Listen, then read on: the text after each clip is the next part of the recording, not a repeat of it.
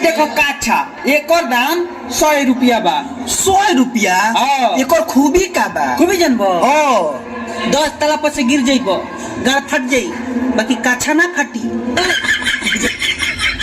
कि कौन गलती कोई नहीं पहिला भेंट में, कौन गलती कोई नहीं पहिला भेंट में।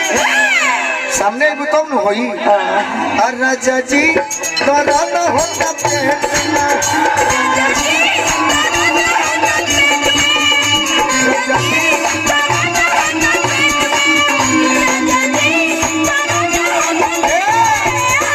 अरे सरह सिंगारवाया साज जाई, अरे सरह सिंगारवाया साज जाई, भौजी निहुरा हमारे आगवा तार जाई। करे जा हाय देख तेरा प्यार में लड़का मुठ मार मार के पगला गई बा।